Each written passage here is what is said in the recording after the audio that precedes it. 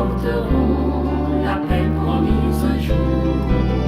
Par le rosaire, la croix et l'évangile, l'humanité vers Dieu se tournera, en consacrant nos pays, nos familles. L'Immaculée un jour triomphera.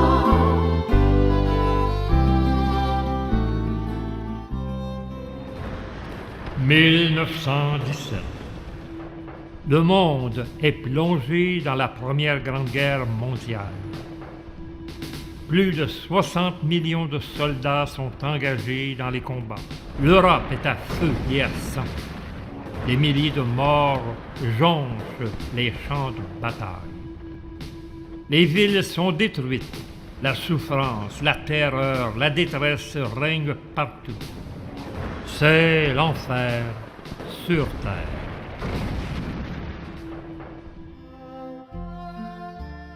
Pendant ce temps, dans un petit village isolé du Portugal, à la Cova da Iria, un événement pour le moins insolite se déroule sous les yeux de 3 petits bergers. Une dame, vêtue de blanc, plus resplendissante que le soleil, apparaît soudain au-dessus d'un chêne vert, chapelet à la main. Les petits bergers demeurent interloqués, plongés dans la lumière qui enveloppe la céleste apparition. À partir de cet instant, les 3 petits-enfants ne seront plus jamais les mêmes. Leur vie venait de basculer, et avec elle, le visage du monde entier. Bonjour, Monsieur Raymond. Bonjour. Avec cette première capsule, nous commençons une série d'entretiens sur les grandes apparitions de la Vierge à Fatima. Avez-vous l'impression que ce message est connu dans le monde comme il devrait l'être, parce qu'on entend très peu parler de Fatima? C'est vrai qu'on en entend très peu parler, mais avant de répondre à votre question, qui est très pertinente, permettez-moi, dans un premier temps, de rappeler la promesse essentielle qui peut être le résumé de toutes les apparitions, non seulement à Fatima, mais toutes les apparitions qui ont eu lieu au cours des 300 dernières années, si on veut. Parce que la Vierge nous a donné une promesse extraordinaire quand elle nous dit « À la fin, mon cœur immaculé triomphera. » Mais à la fin de quoi? C'est ce qu'on se pose tout de suite comme question. Voilà. À la fin de quoi? C'est, en quelque sorte, le corps des apparitions de Fatima. Parce qu'il faut comprendre que s'il y a un triomphe, c'est qu'avant, il va y avoir une bataille, nécessairement. Parce que quand il y a un triomphe en quelque part, c'est qu'il y a quelqu'un dans l'espace du temps, dans l'espace des événements, qui a fait en sorte qu'il y a eu des perdants puis il y a eu des gagnants. Alors, la Sainte Vierge vient nous dire cette belle parole qui est très consolante puis qui est un message d'espérance. Et c'est ça qu'il faut regarder quand on voit le message de Fatima en son entier. Vous savez, aujourd'hui, on est porté à voir le message de Fatima comme étant un message apocalyptique, où il va y avoir des affaires épouvantables qui vont se passer. Et pourtant, la Sainte Vierge vient nous dire, à la fin, mon cœur immaculé triomphera. Et c'est à la fin, comme la question que vous avez posée, que nous allons développer au cours des entretiens, mais aussi, et cela est très important, de comprendre ce que la Vierge a voulu nous dire quand elle a dit « Mon cœur immaculé triomphera ». Triomphera de qui? Triomphera comment? C'est ce qu'on va voir au cours des entretiens. Et je pense que c'est quelque chose d'extraordinaire quand on regarde tout ce que la Vierge est venue dire aux 3 petits-enfants, qui, vous savez, en passant, ont été des personnes extraordinaires dans la vocation qu'ils ont reçue du ciel, quoi. Parce que faut penser que ces enfants-là étaient n'étaient pas préparés d'une certaine façon à vivre la mission que le ciel leur donnait. Et quand on regarde la vie de ces enfants, on s'aperçoit que ce sont des personnes qui ont été travaillées par l'Esprit Saint, par la Vierge Marie et par tous les événements qui se sont déroulés, parce que on croit, quand on regarde l'image qui nous est présentée des apparitions de Fatima, où on voit la Vierge sur un beau petit nuage, des enfants qui sont les mains jointes au pied d'un arbre avec des moutons qui sont en train de brouter, c'est bucolique. C'est quelque chose qui ne nous... Il ne faut pas s'arrêter à cette image-là. Cette image-là doit nous emmener à essayer de comprendre l'ensemble du message de Fatima. Et vous savez, dans toute l'histoire des révélations privées, et il y en a eu plusieurs depuis 300 ans, aucune apparition ne comporte un aussi grand nombre de prophéties, avec autant de précision, et s'étendant sur une période aussi courte. Parce qu'il faut savoir que même du vivant des enfants, il y a eu des prophéties qui ont été réalisées. On les verra d'ailleurs au cours des prochains entretiens, et on verra comment le ciel nous a donné des signes, comment les gens ont reçu ces signes, et comment aujourd'hui on s'en occupe si peu, même à l'intérieur du 100e anniversaire des apparitions de Fatima dans lesquelles nous sommes actuellement. Et c'est pourquoi, malgré tout cela, malgré l'urgence du message, malgré les appels de Marie, on dort. On dort sur un volcan. Oui. Oui, on dort sur un volcan parce que on a pris les messages de Fatima. On a eu des beaux livres qui ont été écrits, bien sûr. Il y a eu beaucoup de choses qui ont été réalisées, vrai. Mais, dans l'ensemble du monde entier, Fatima, ou bien donc on ne sait pas ce que c'est, ou bien donc on l'a oublié, ou bien donc on ne veut pas l'entendre parler. Et vous savez une chose, c'est que Satan, actuellement, semble savourer sa victoire.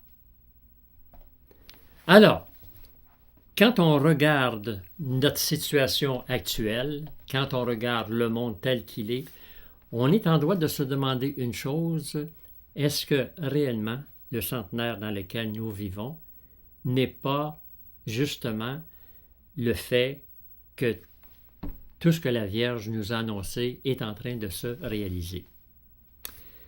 Si vous me permettez, pour continuer dans le même sens, nous allons faire un petit saut en arrière, un petit saut dans le temps.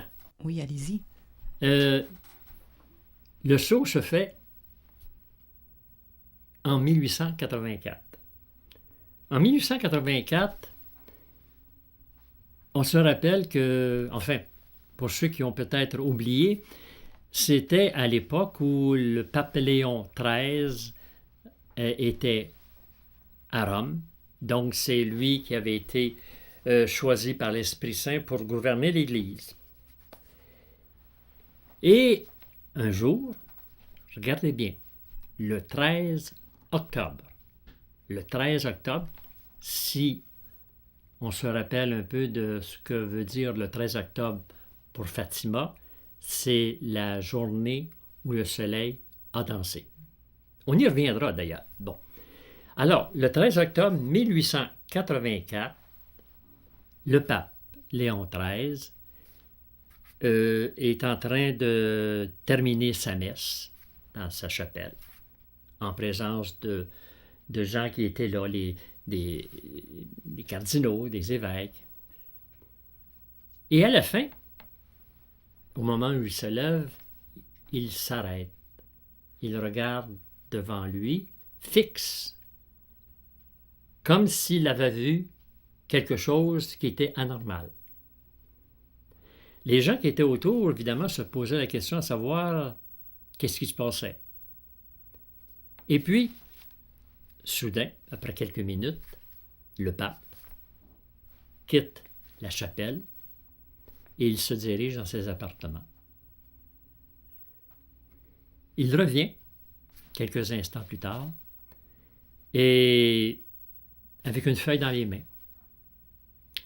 Et il raconte aux gens qui étaient demeurés dans la chapelle et qui s'inquiétaient de l'attitude du pape,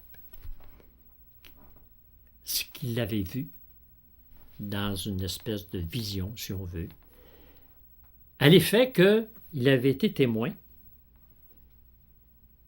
d'un dialogue entre Jésus et Lucifer.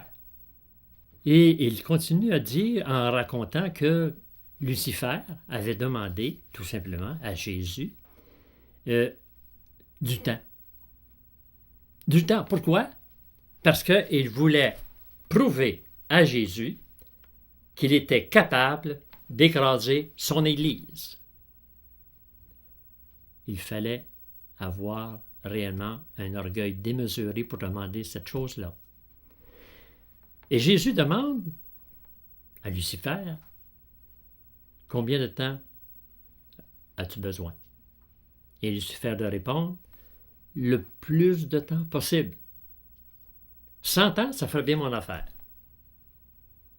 Qu'est-ce que Jésus a répondu? « Tu veux avoir 100 ans? Prends ton 100 ans. » Alors Lucifer est parti, mais la vision ne s'arrêtait pas là. Parce que, et je vais vous le lire parce que c'est très important de donner le détail précis, c'est que on parle beaucoup du dialogue qui a eu lieu entre Jésus et Lucifer, mais Léon XIII a vu autre chose qui lui a été présentée. Il continue en disant aux gens qui étaient à la messe, qui avaient assisté à la messe, pardon, « J'ai vu la terre comme enveloppée de ténèbres et plongée dans un abîme. » Et c'est toujours Léon XIII qui continue. « Puis j'ai vu sortir des légions de démons qui se répandaient sur le monde pour détruire les œuvres de l'Église et s'attaquer à l'Église elle-même, à tel point qu'elle semblait, l'Église, sur le point de sombrer. » Alors, bien plus tard, c'est toujours Léon XIII qui continue, lorsqu'un grand nombre de personnes a fait multiplier leurs prières, Saint Michel apparut et repoussa les mauvais esprits dans l'abîme. Et Léon XIII de conclure, « C'est alors que je me suis dirigé vers mon bureau afin de composer la prière à Saint Michel Archange pour lui demander aide et protection. » Alors, si vous voulez bien, nous allons dire ensemble cette belle prière composée par Léon XIII. Saint Michel Archange, défendez-nous dans le combat. Soyez notre protecteur contre la méchanceté et les embûches du démon. Que Dieu lui commande, nous vous en supplions. Et vous, prince de la milice céleste, par le pouvoir divin qui vous a été confié, précipitez au fond des enfers Satan et les autres esprits mauvais qui parcourent le monde pour la perte des âmes, ainsi soit-il. Après avoir entendu cette belle prière, on comprendra pourquoi Léon XIII avait demandé qu'elle soit récitée après chacune des messes dans toute l'Église. Et pendant plusieurs décennies, effectivement, cette prière se retrouvait après les messes, après chacune des messes.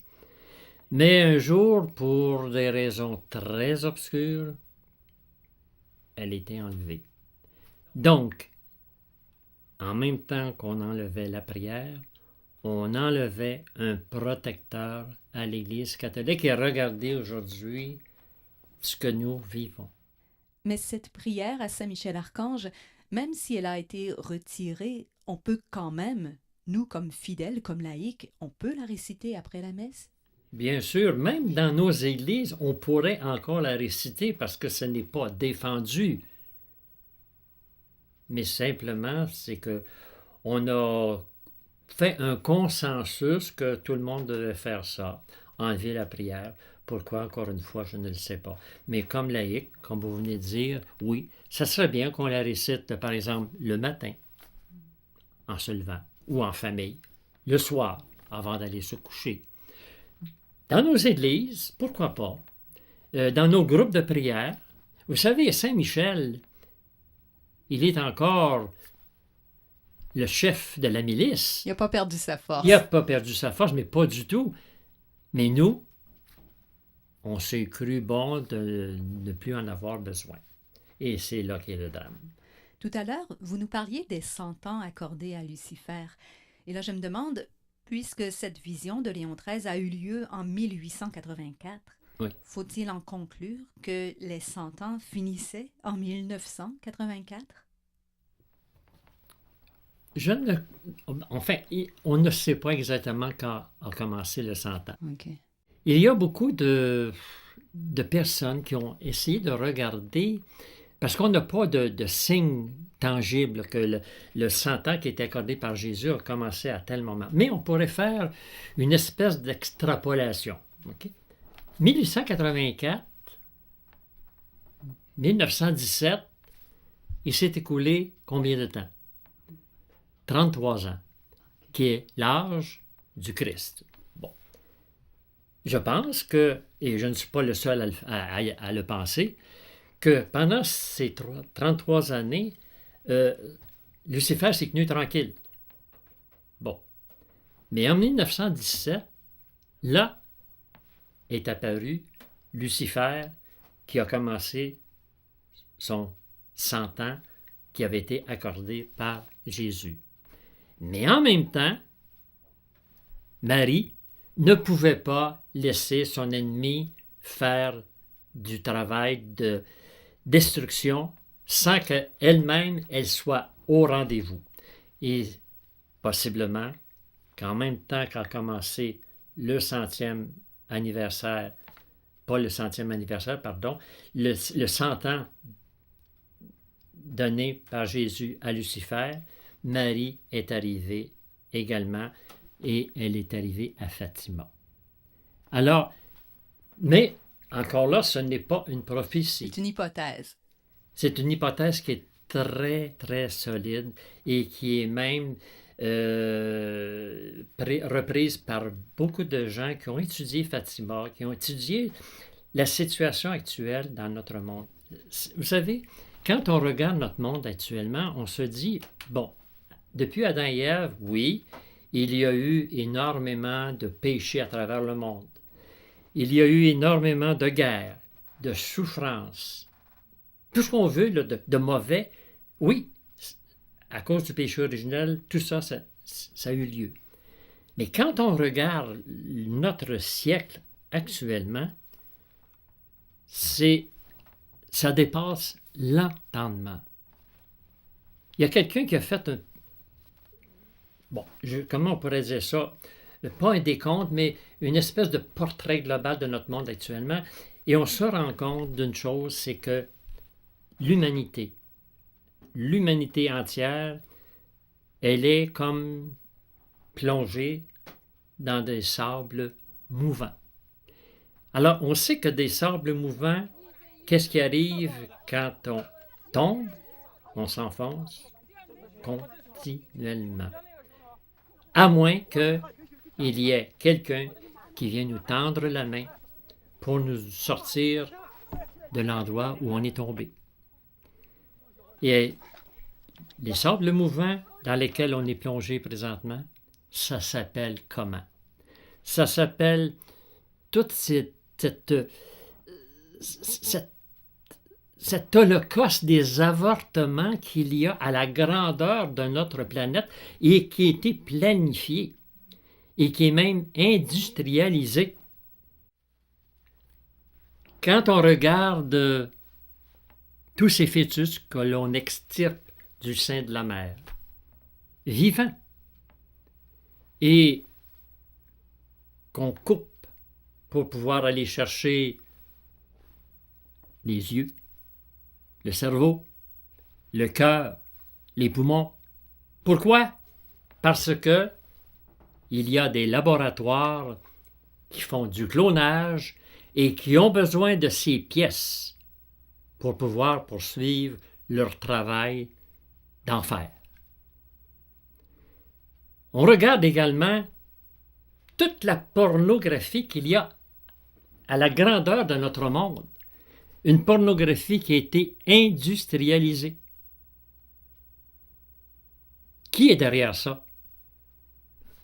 Bien sûr, il y a des êtres humains, mais celui qui est derrière ça en premier, on sait c'est qui. On regarde aussi les mariages. Les mariages qui aujourd'hui, souvent ne tiennent plus la route. Les familles sont complètement disloquées. On est rendu à se transformer d'un homme à une femme, d'une femme à un homme, quand ce n'est pas à une autre entité qu'on ne connaît pas et on ne sait pas d'où ça vient. On regarde les fausses doctrines qui circulent actuellement. On nous dit, par exemple, l'enfer, ça n'existe pas, ça. Ça n'existe pas. Non, non, non. Et ça, c'est dit à la télévision, c'est dit dans les médias, c'est dit sur Internet, c'est dit même dans nos milieux religieux. Parce qu'on nous dit, pourquoi l'enfer existe-t-il? Existe-t-il un enfer? Il faut que je surveille mon français. Alors, parce que Dieu est tellement bon qu'il ne peut pas envoyer personne en enfer. Ce sont des erreurs qui circulent et ça fait partie du plan de Satan, de Lucifer. Maintenant, parlons de l'euthanasie. L'euthanasie, c'est ce qu'on pourrait appeler le remède du jour. Parce que si tu souffres, si tu n'es pas capable d'assumer ta souffrance, si tu n'es pas capable de voir la valeur de la souffrance, bien tu vas demander tout simplement de te faire euthanasier, quoi. Donc, nécessairement, pour employer les termes que nous employons présentement, je vais mourir dans la dignité. Voilà. C'est comme si on considérait que la personne qui souffre ne reste pas digne dans sa souffrance. On est digne dans la souffrance à la condition d'accepter la souffrance et d'accepter et de comprendre la valeur de la souffrance. Mais aujourd'hui, quand on parle de la valeur de la souffrance, écoutez, là, on passe pour des gens qui sont...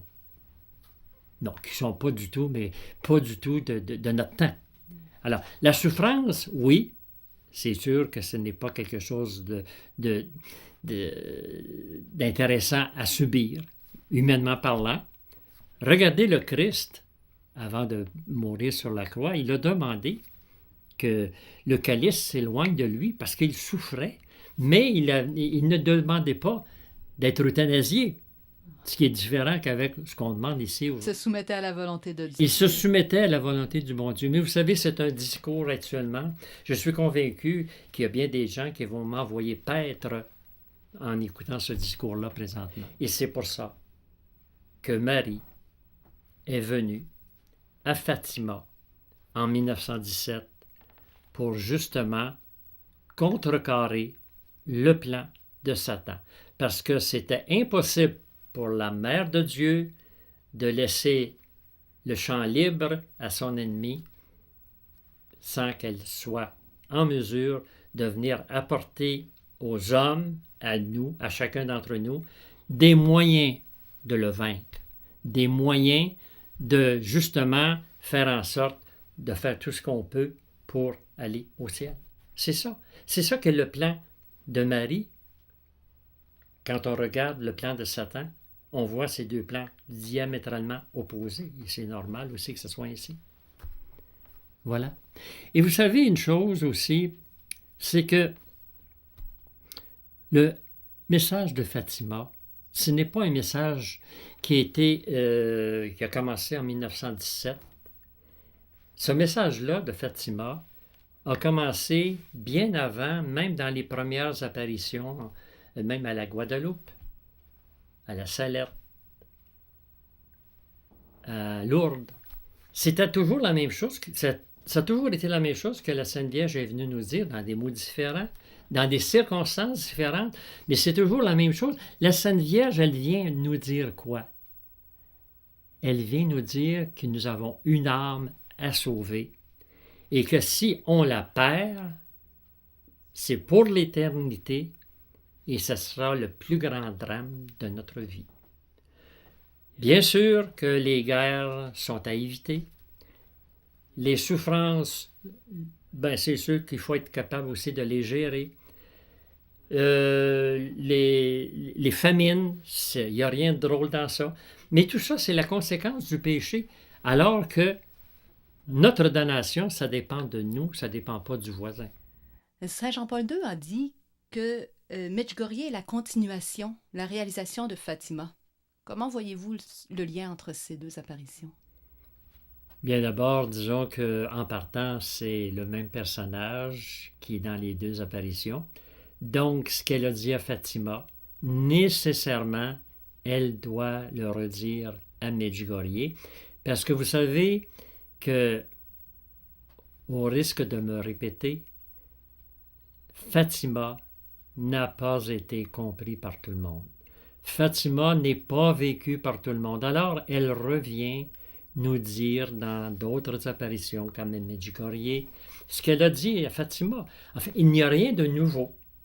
Absolument rien. Sauf que on croit sincèrement que Medjugorje, c'est peut-être, puis ça je ne le dis pas comme étant une prédiction, comme une prophétie, mais je pense que Medjugorje est peut-être le dernier signal que la Vierge nous donne, avant son triomphe.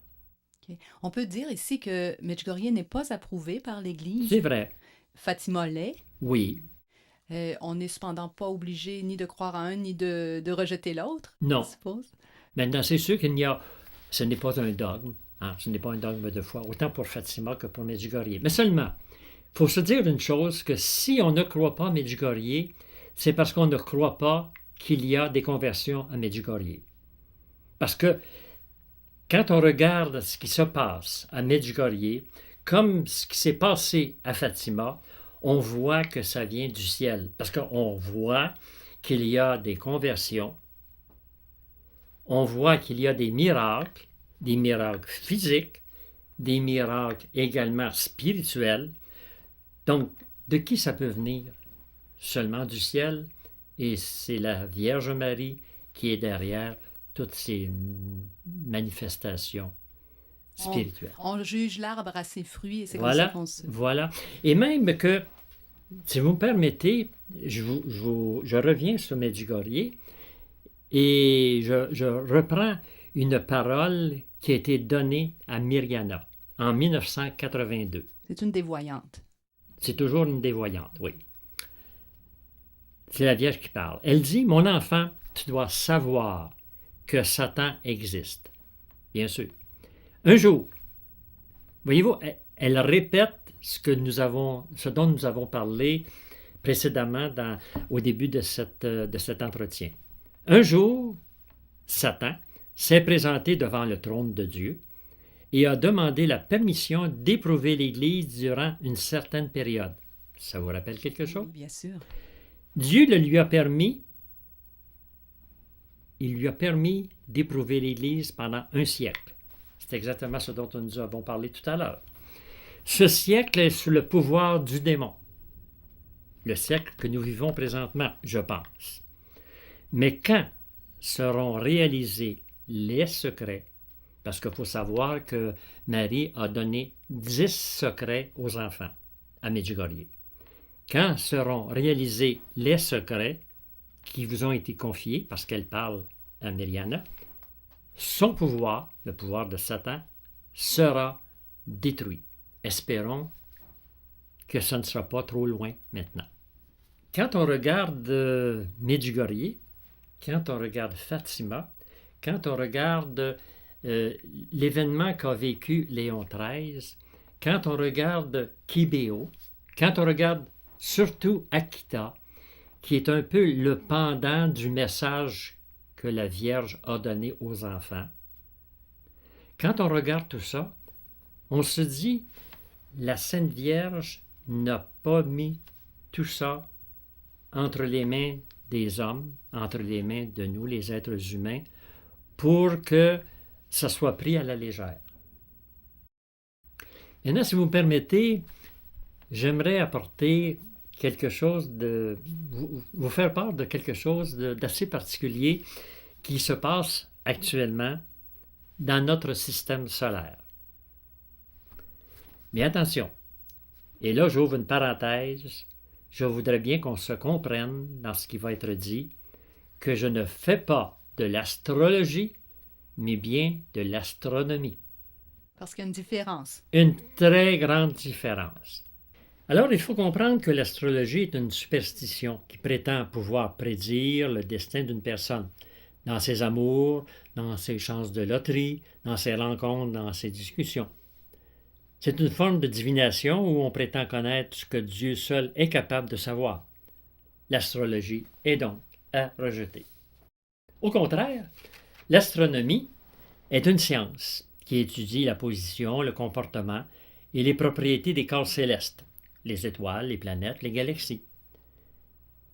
Puisque l'astronomie est une science, elle n'a donc rien d'occulte, rien d'ésotérique. En résumé, l'astronomie est une science, l'astrologie est une superstition. Ce dont nous parlerons maintenant appartient à l'astronomie. Ceci étant, je vous invite à porter une attention bien particulière sur ce qui va se dérouler sur l'écran, parce que le sujet qui va être traité a possiblement une certaine corrélation avec le message de Fatima. En effet, nous savons que pour nous repérer parmi les milliers d'étoiles qu'il y a dans le ciel, les scientifiques ont assigné des noms aux différents groupes d'étoiles, qu'on appelle des constellations.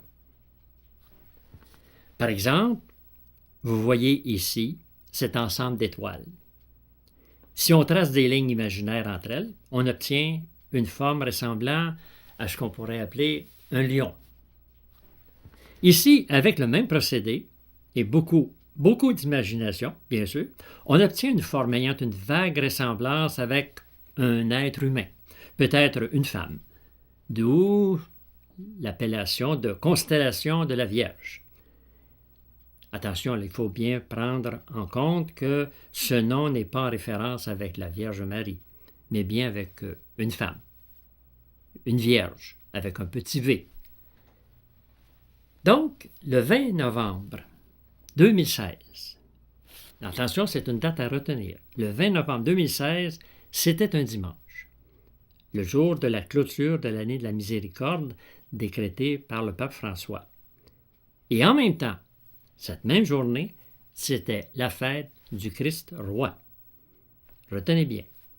Donc, ce 20 novembre 2016, la planète Jupiter, appelée l'astre roi, est entrée dans la constellation de la Vierge. Les scientifiques prévoient que Jupiter y restera pendant 9 mois et demi, ce qui correspond à la gestation normale de l'enfant dans le sein de sa mère. C'est quand même quelque chose d'assez merveilleux comme rapprochement. Ces 9 mois et demi accomplis, ça nous amènera au 23 septembre 2017, donc cette année. Le 23 septembre 2017, en passant, c'est un samedi qui est consacré à Marie.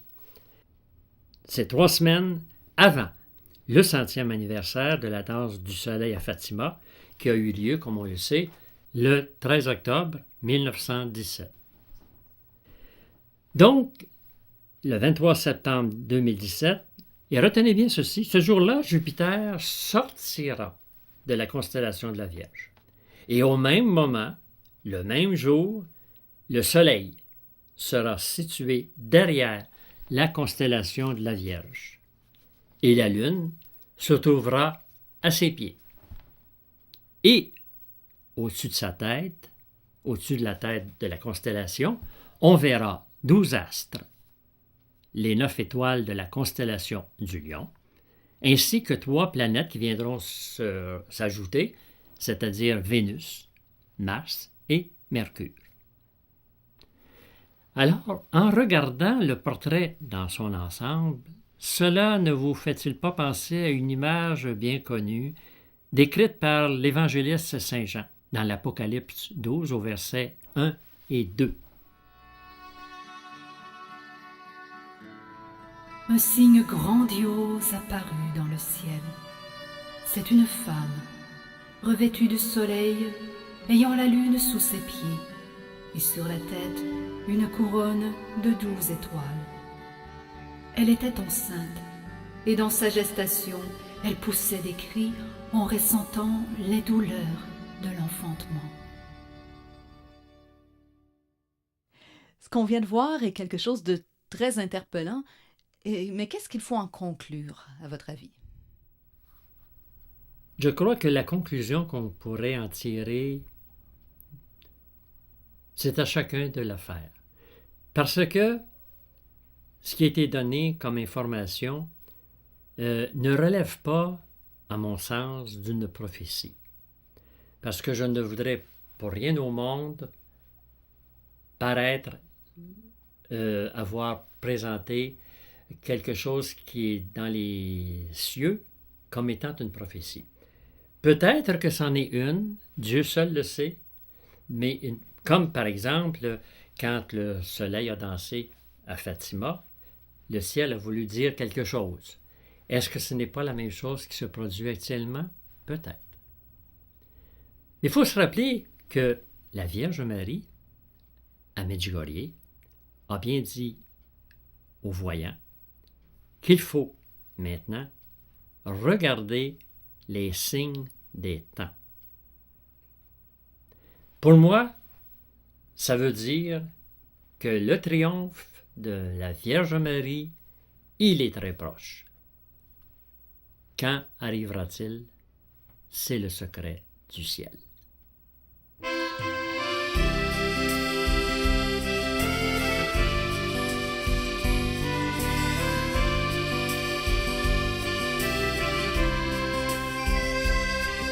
L'humanité gémit dans la souffrance, la paix, l'amour semblent s'être envolés. Le bien est inversé, la famille est brisée, la foi en Dieu est ridiculisée. Ave Maria, c'est la prière que je t'adresse dans les moments de douleur. Ave Maria, toi notre Père, pour tes enfants, ouvre les bras, ouvre ton cœur.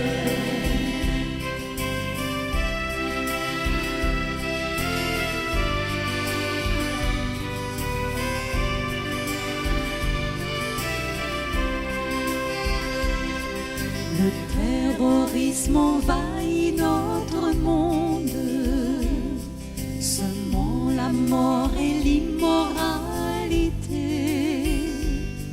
La femme est agressée, le chrétien mutilé, dans quel abîme sommes-nous tombés? Ave Maria, c'est la prière que je t'adresse dans les moments de douleur. Ave Maria, toi notre Père, pour tes enfants, ouvre les bras, ouvre ton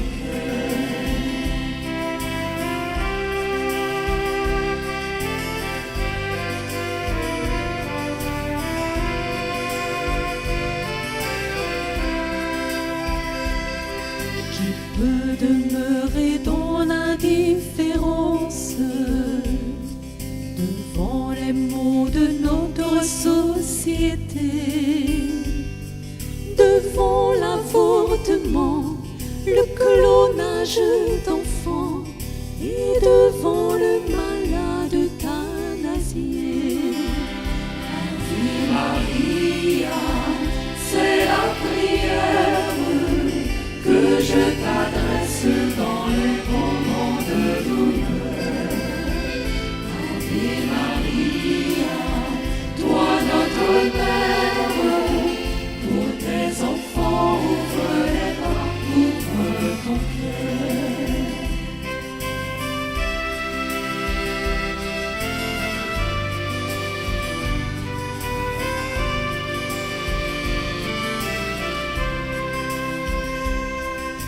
c'est aussi le temps de l'espérance.